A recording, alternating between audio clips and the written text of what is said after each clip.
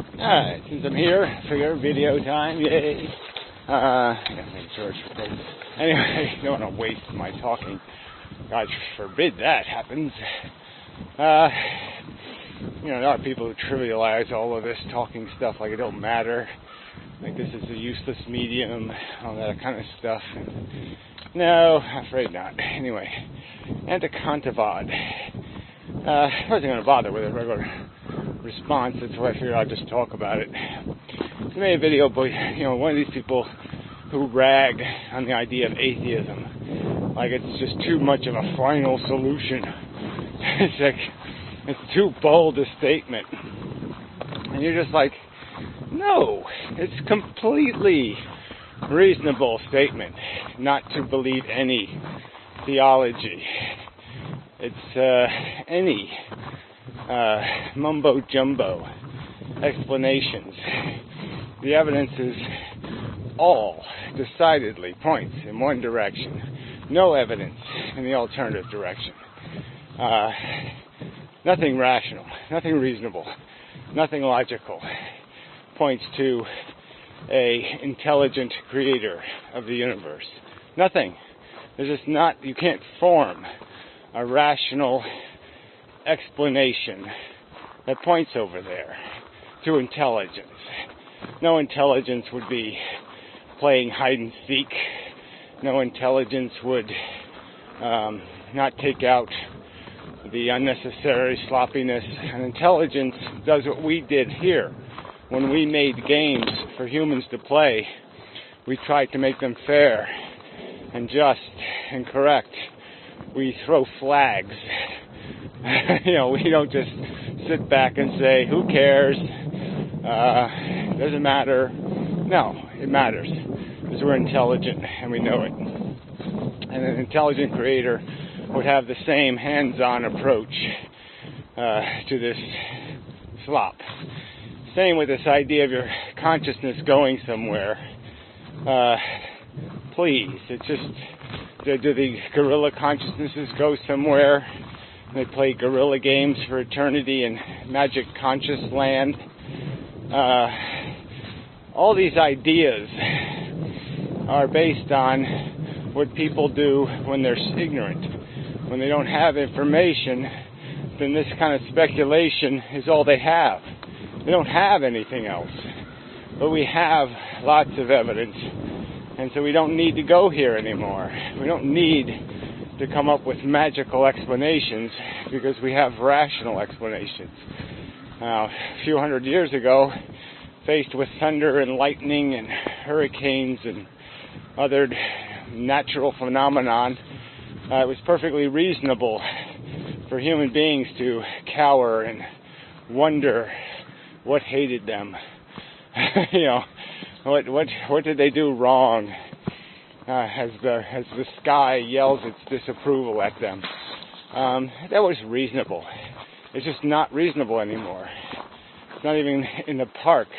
It's not in the realm of reasonable speculation. When you take the evidence and just ignore historical mistakes and just look at what we've gleaned and just take the evidence, there's just no room for God theory, because all the anecdotal stories wash away. All the misunderstandings and mischaracterizations and perversions go away, and you're left with the reality that no human has grown a new arm, that no real harm has ever been undone by any magical forces. There's just no way. Can't make any room for this God. It doesn't exist. It's a silly, made-up concept. And that's all it is. Now, is it within some sort of cohesive or coherent speculation? Is it coherent speculation? Is it because we can conceive of it, because we can imagine ourselves as ants to a God, therefore it's coherent? to speculate? I just don't think so. So I don't think you could explain how your own behavior is anything like what the God is doing. Well, anyway, so part of what he's arguing isn't for necessarily a creator, but a place of going, a continuation, a next chapter kind of theology about the heaven, so to speak, or the not ending of your consciousness. Somehow this is remembered somewhere else besides the neurons in my head. Somehow the pattern, because it exists here, it exists somewhere else. It can be migrated. It can reactivate, relive, whatever. On the, who knows what the mechanism of that would be. But it's just not reasonable. It isn't reasonable. It's the kind of speculation a child is allowed to think about talking fish. A child is allowed to imagine lots of interesting phenomenon. Even more adult literature like The Looking Glass. Alice. It's okay as entertainment, but it's not a metaphor for reality. It's not a metaphor. It's not an invitation to think that these concepts that we make up have some sort of viability as truth. And that's all it is. It's just purely made up. We know Winnie the Pooh is a made-up story. There's no 100-acre wood. There's no Tigger. It just isn't.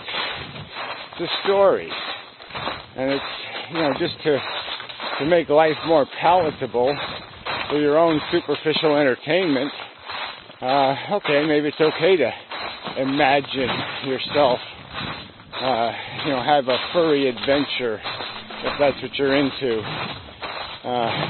But don't call it reasonable. It's entertainment. It doesn't have to be reasonable. It doesn't have to be coherent to your obligations as a thinking machine. This drawing, this mixing of the lines, this squirreling of reality into psychology and now into outright fantasy, it's just so toxic to the primary function, the prime directive of our brain, which is to model reality, to give ourselves understanding of the mechanism and give ourselves an ability to play the game correctly because we understand it. And all this mumbo jumbo corrodes understanding. It poisons it, perverts it, distorts it, destroys it. And it's all it's doing. This is the destruction of intelligence. You're not augmenting it. You're not empowering it. You're disabling it. You're corrupting it. You're poisoning it. Those are good words. Corruption, poison. You will render it dysfunctional. You are throwing glue into the works. You are making a horrid mess of human dignity and functionality. We have no dignity in lies and delusions. There's no dignity in that. So you're just robbing us. You're robbing people of their opportunity to achieve, maximize,